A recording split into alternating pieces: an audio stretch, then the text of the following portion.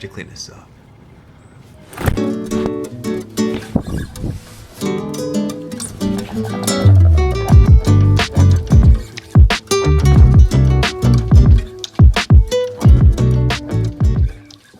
All right, time to unpack. All right, we're back. We're back in the US. Yeah, a little bit earlier than I had expected, and a little bit earlier than I had said. That's Coop, my family's dog. We'll let him out in a little bit, but right now we have to unpack because I told my parents how to unpack, and the reason why there's all these towels here is because, oh, you didn't see that. The reason why there are all these towels here is because I have to wipe down the whole suitcase because, yeah, it's been all over the place for the last 9 months.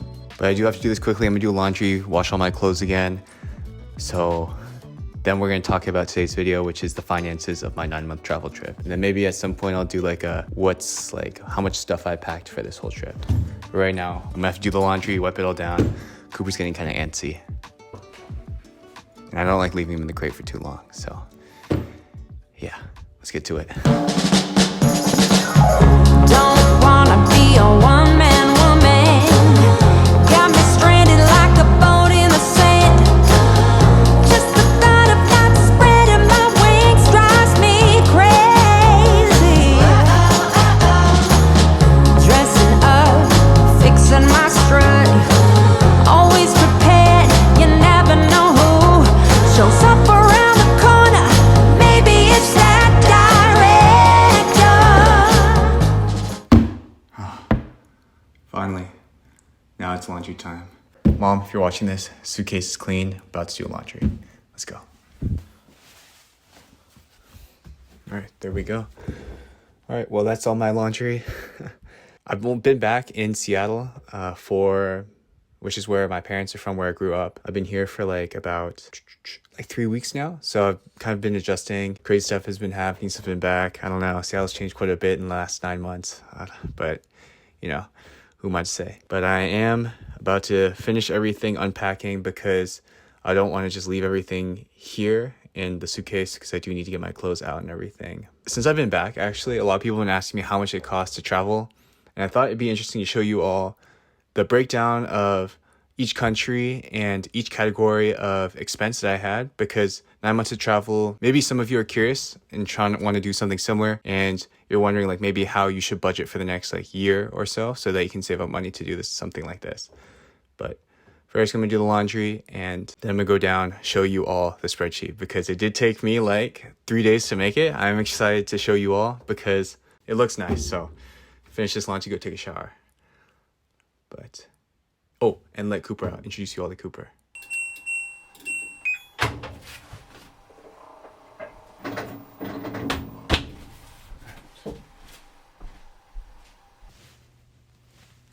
Here you go. Coop. Yep. Good boy. Come. Yep. Oh boy. All right. Hey. Place.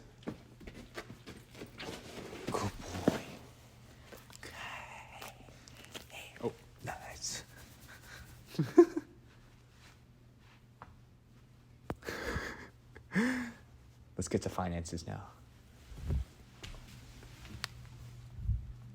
All right, so I just took my shower, so my hair is still wet. Forgive my socks, those are my sister's socks.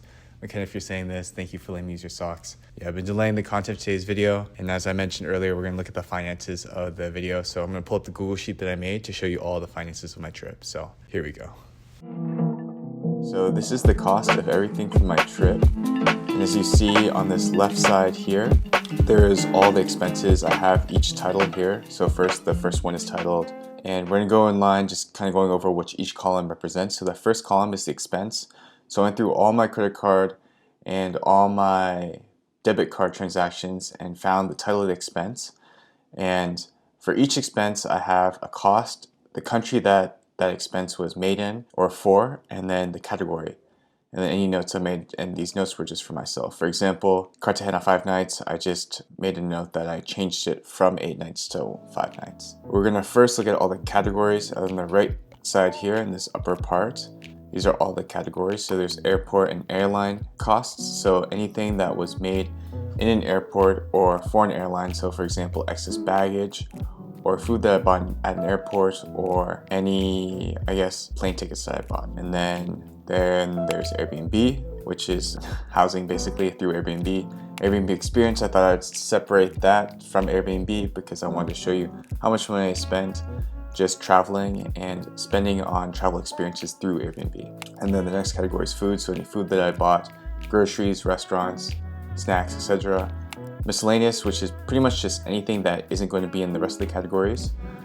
Transportation, which includes like Ubers, Grabs, taxis, anything of that sort. I have a fitness category, so anything I spent on gyms as I was traveling. So I think that's important to see, just because you don't necessarily have to go to the gym when you travel. So depending on how you want to see that breakdown, this is what you can subtract from maybe something that you would be planning. And then hotel hostels. So if I didn't stay at an Airbnb, I stayed at a hotel or hostel, and so that's that cost. And then activities, which is kind of like Airbnb experience. So like maybe like I had booked something through booking.com or TripAdvisor or Viator. And then shopping, of course, bought some souvenirs here and there, postcards, etc. And then cash. So what I took out of the ATM, that was a little bit hard to distinguish from just, I guess, any of these categories. I just pulled from the ATM. All right, so let's look at the breakdown of the categories first. So if we look at the category here, so I have all 11 categories here on the left side, and then I have all the money I'd spent for each of those categories on the right side, and then you can see the total down here. So this is the total amount of money I spent on my trip, $23,665.20. That is all the money I spent on that trip, or on this trip, for 9 months of traveling. So honestly, I'm a little bit surprised. It is a lot of money, but for 9 months of traveling, I think this is a good amount that I'd spent. Pretty budget level. So anybody that's looking to budget travel, I look at this number and maybe this would be a good ballpark to have, because I was able to travel comfortably and not skimp out on a lot of things. I was still able to eat all the things I wanted to eat and see most of the things I want to see. So if we look at the breakdown here, you can see that for airport and airline costs, I had spent $1,391.01. Airbnb was $5,180.44. Airbnb experience is $398.20. Food was one of the biggest expenses at $4,349.70. And you can just go down the list and see. What might be surprising is this cash value of $5,067.89. So before my trip, I had pulled out some money in the local currencies of the countries that I was visiting that I knew for sure that I was going to visit. And it was about like $250 per country. You'll see that I had pulled out money in some countries I didn't end up visiting. So we'll look at that in a little bit. But right now, if you see here, I spent most of my money on food, which makes sense. And transportation was kind of a big thing as well. But what might be surprising is my $1,391.01 for airport and airline costs. I did do this thing before I left. So the first 2 years prior to my trip, I had opened up a travel account and through a bank. So I looked at travel credit cards and looked for things that would give me some good airline points. And I was able to find a card. I chose the Chase Sapphire Reserve card. That card saved me quite a bit of money, and I can show you all the points I was able to use for my trip. So these are the airline points that I had and all the ones that I used.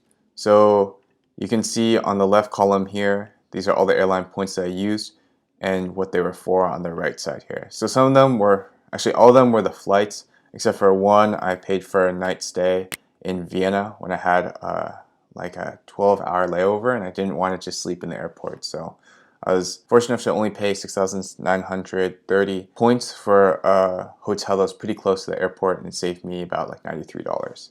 So that was pretty good. For some of these, such as from Taipei to Seattle, as you see, it was only 21,491 points, but it helped me subsidize the actual cost of the flight. So I think I paid in airline points this amount, and then I paid around like $350, $400 for the flight back. Not everything on this list was fully paid for by points. Some of them were subsidized. And then now we're going to look at the country breakdown, because I think this is pretty interesting to see. So these first 13 countries I pay more attention to just because they're the ones that I actually had visited. So the US kind of just constitutes what I paid for in the airports in the US on my way to my first country, and then basically the flight back from Taiwan. So that's why the number's so high, and there's not really a days. So yeah, I guess I'll get to the rest of the columns because I'm kind of jumping around here. But so here are all the countries on the left side. The money is another column on the right side. and then all the days I'd spent in those countries to the right of that. And as you keep on going farther right in the column list, there's amount of money I paid per day, and then I guess airline points that I used for the countries. Yeah, let's look at this breakdown a little bit. I think some things will be a little bit surprising, like for example, maybe this Korea value here, $5,473.36. But bear in mind that I spent 67 days here, and if you were to look at the dollar per day amount, it was about $56.63. If you look at basically how I calculated the dollar per day, okay, let me explain how I calculated this number. So I went to the left side here at the big table and took all the expenses, filtered out by country, and within the country I summed up or aggregated all the money that it was in that country, and then from that sum value or that summed up value I subtracted airport and airline costs, so any money that I'd spent in the airport or for excess baggage. And then I subtracted also the Airbnb costs and hotel and hostel costs and any miscellaneous costs from that, and then divided by the amount of days I stayed there. The reason why I got rid of the hotel and hostel cost and the Airbnb cost was because I wanted to see how much money I'd spent in those countries just for getting around, food, shopping, activities, and all those things, so that living cost wasn't a part of that. And then I subtracted miscellaneous and anything from the airport or airline, because technically the miscellaneous could be from that country, but it's miscellaneous because I'm not entirely sure what it belongs to. And so I just wanted to find like a rough number. So there is some margin for error here in the number, but I think it's pretty minimal. So, and it's all going to be relative to each other because I subtracted the miscellaneous from all the values from every country. So let's look at the dollar per day first. And so as you see, the greatest value is Norway. I spent $126.66 per day. Norway was pretty expensive when I was there, and that is due to the fact that I was, one, taking a road trip. And so what that, I guess, embodied was the fact that I had to pay for gas. And gas was expensive internationally, and especially in Norway, it was pretty expensive as well, especially in the northern part where I was road tripping. If you look, you can see that South America, the South American countries I went to, Colombia, Chile, Brazil, they're pretty low on the spectrum compared to the European countries I visited. Croatia, I think, is an exception just because it's in Eastern Europe. Eastern Europe tends to be a little bit less expensive to get around in than the western side of Europe, such as like Spain and France and all those other countries. And then Asia was, I guess you could break it down into two parts of Asia, which is like the Japan, Korea part of Asia that I went to, and then the Southeast Asian part that I also visited, so Vietnam and Thailand. Vietnam and Thailand were obviously the cheapest places I went to relative to everywhere else that I had visited, just because, you know, dollar is so strong, and I think it's a well-known fact that Southeast Asia is just relatively cheaper than other places in the world. If you look at Turkey and Australia, I pulled out money, $151, summing $300. If you were to subtract that, I guess technically I spent only $23,365.20. So this is the breakdown for my trip. Oh, and this is the amount of days I spent on the trip, 274.